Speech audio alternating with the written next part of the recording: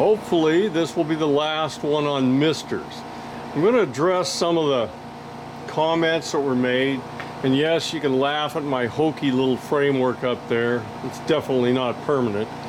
But I've set the misters out a ways so they're not just soaking water in the coil. Ideally, they should be evaporating before it gets in there.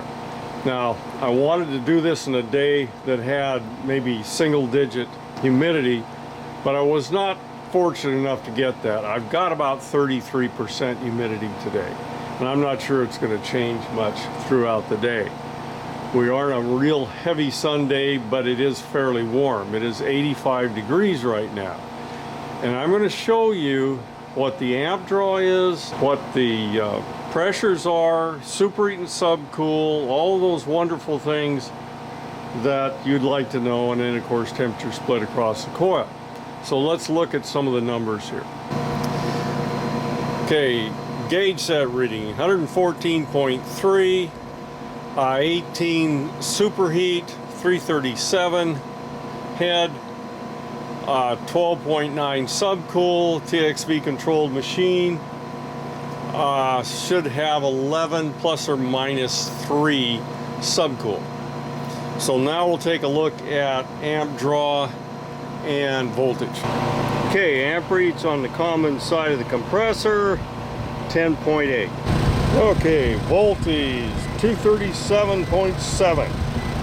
I don't know how well you can see that, but it is 46.8 and we are 66.5. So essentially we're a 20-degree split. That's dry coil, no misters. I'll put the misters on, we'll see what happens. Okay, with the misters on, 66.2, and there again it's a little hard to see that one, but it is 46.4. So it's essentially the same temperature split across that coil with the misters on. I will check amp reads and we'll see what happens there. Okay, amp draw with the misters on, 10.25. Voltage is the same. Taking a look at the head pressure and suction, 111, which is lower. Superheat's a little higher, 320. That varies. We got winds going on here. It's been as low as 315, and of course the wind is going to be affecting the misters. And subcool's a little bit lower than it was, although it's pretty variable.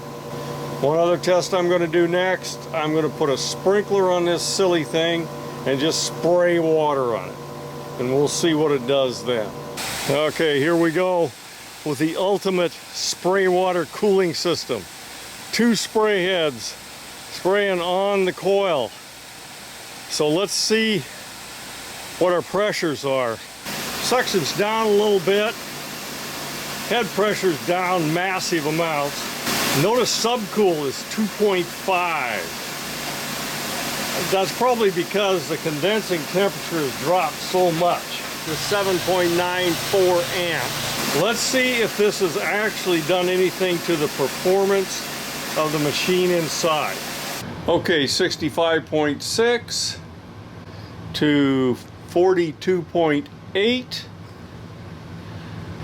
So we actually have a 23-degree split with a sprinkler on it. That was a little surprising because I thought it dropped the head too far. But I suppose if you flood the thing with water, you might gain a little bit on your efficiency. So what's the conclusion? Yeah, you know, I've done misters on it on earlier videos, and you've seen how those have worked out. Not impressive at all. When I put 2 sprinklers on it, spraying tons of water, it actually drops a lot. And I get a little better split across the coil. And I have a lower amp draw on the machine. Now you can do the numbers if you want. I'm sick of doing numbers in this thing, so I'm not going to do any more. But it'll use less energy if you just spray it down with water. The misters really don't make much difference. The problem is, you're going to use tons of water. And in most jurisdictions, water is illegal to use to cool your air conditioner. Now, let me explain that. Essentially what I had here was a water-cooled condenser, which meant I take domestic water in and I use it as the cooling medium. It runs next to the refrigerant, pulls the heat off the refrigerant. Okay, with a system like that, outside temperature makes no difference at all. You just set a reasonable head pressure, a reasonable amount of water being used, and you're cooking and booking. But most jurisdictions don't like that excessive water use. And so they won't allow you to even sell an air conditioner, or mostly refrigeration units either, that are water cooled unless you have a cooling tower which recycles the water.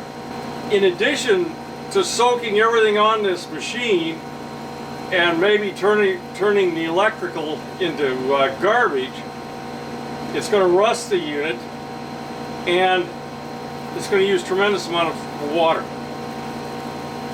So if you want to do it, I guess you can do it. Cooling capacity is increased and there's quite a bit of amp drop. So up to you. You got tons of water, go for it. I could actually do it here. We have tons and tons of water and it costs us almost nothing. But that's not true in most places. And it probably won't be true here much longer. So pretty impractical. Not going to be able to do that. So anyway, I hope this is a last on misters and water stuff and so on.